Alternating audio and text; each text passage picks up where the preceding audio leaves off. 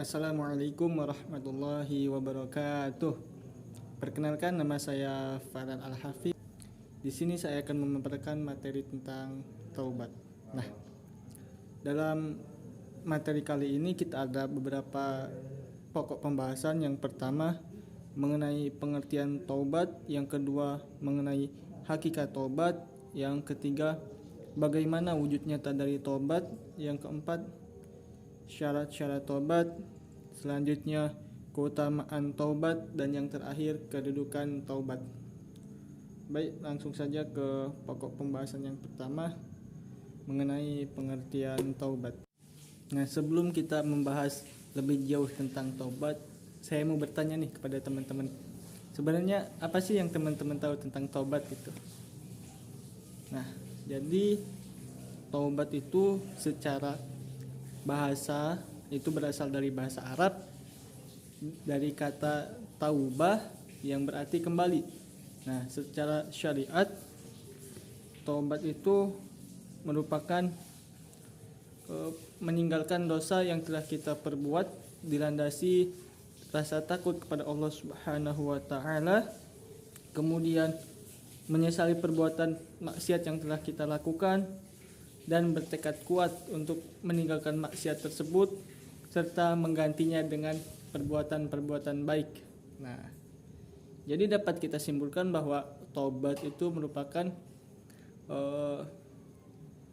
proses di mana kita memohon ampun kepada Allah Subhanahu wa taala dengan berbagai macam wasilah, bisa dengan istighfar, bisa dengan sholat taubat, bisa dengan mengerjakan kebaikan-kebaikan lain dan sebagainya. Kemudian yang kedua, apa sih hakikat taubat itu? Nah, jadi hakikat taubat itu merupakan perasaan hati yang menyesali perbuatan maksiat yang sudah kita lakukan, lalu mengarahkan hati kepada Allah Subhanahu wa taala untuk senantiasa berusaha berbuat kebaikan sebanyak mungkin dan semaksimal mungkin. Lalu selanjutnya, apa sih wujud nyata dari taubat yang kita lakukan gitu. Nah, jadi ketika kita bertobat, kemudian kita hanya meninggalkan maksiat tanpa mengisi hidup kita dengan amal-amal baik, sebenarnya kita itu belum bertobat. Karena sejatinya wujud nyata dari taubat, selain kita meninggalkan perbuatan maksiat yang telah kita lakukan, juga mengganti perbuatan maksiat kita itu dengan perbuatan-perbuatan baik. Misal, ketika dulu kita pernah mencuri, kemudian bertobat, kita mengganti perbuatan mencuri itu dengan bersedekah, kemudian berinfak dan menolong orang yang membutuhkan. Kemudian yang selanjutnya, syarat-syarat tobat. Nah, apa aja sih syarat-syarat tobat? Yang pertama yaitu Islam.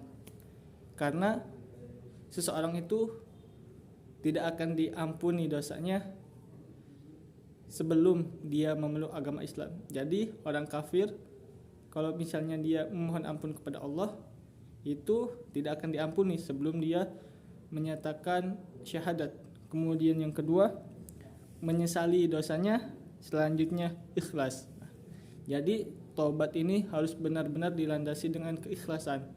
Enggak boleh kita bertobat karena ria, sum'ah, atau dilandasi kepentingan-kepentingan dunia yang lainnya. Kemudian yang keempat, memperbanyak istighfar. Selanjutnya, berjanji tidak akan mengulangi perbuatan maksiat tersebut. Dan yang keenam, menutupi kesalahan dengan kebaikan. Nah, hal ini seperti yang telah saya jelaskan di atas. Dan yang terakhir, mengembalikan hak orang lain. Jadi teman-teman, kalau misalnya kita mempunyai dosa atau kesalahan kepada Allah, itu dengan kita beristighfar, kemudian dengan kita sholat taubat, insya Allah dosa kita diampuni oleh Allah Subhanahu wa taala. Tapi misalnya dosa kita ini berkaitan dengan sesama makhluk, misalnya kita pernah menzolimi, kemudian mengambil hak orang lain, nah itu kita harus bertobat dengan cara memohon ampun kepada Allah Subhanahu wa taala dan mengembalikan hak-hak orang lain yang sebelumnya telah kita ambil. Nah, kemudian yang kelima, kedudukan taubat.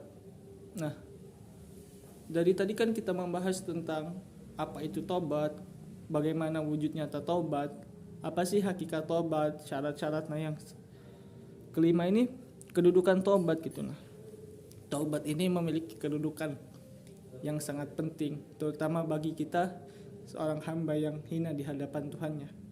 Kita harus selalu bertobat kepada Allah Subhanahu wa taala setiap hari. Karena setiap hari kita melakukan kesalahan, maka untuk itu setiap hari kita pun harus bertobat kepada Allah Subhanahu wa taala. Dan yang terakhir adalah keutamaan taubat. Nah, teman-teman, taubat ini memiliki beberapa keutamaan. Di antaranya yang pertama, taubat itu merupakan wasilah untuk meraih kecintaan Allah Subhanahu wa taala. Sudah kita ketahui bersama bahwa Allah Subhanahu wa taala sangat mencintai orang-orang yang bertaubat. Bahkan Allah Subhanahu wa taala lebih mencintai orang-orang yang dulunya berbuat salah kemudian dia bertobat daripada orang-orang yang senantiasa beramal namun sombong dengan amal yang telah ia perbuat. Kemudian keutamaan taubat yang kedua adalah menjadi sebab atau wasilah diterimanya amal perbuatan kita. Selanjutnya, taubat juga merupakan wasilah atau sebab yang menjadikan kita bisa memasuki surga Allah Subhanahu wa taala. Dan di antara keutamaan taubat yang lainnya yaitu menjadi sebab turunnya berkah, kemudian menjadi wasilah untuk mendapatkan Allah Subhanahu wa taala, kemudian untuk meraih segala macam kebaikan dan menggapai kenikmatan dan pahala yang besar. Mungkin demikian yang dapat saya sampaikan, kurang lebihnya saya mohon maaf, kepada Allah saya mohon ampun. Hadanallahu wa iyyakum ajma'in. Assalamualaikum warahmatullahi wabarakatuh.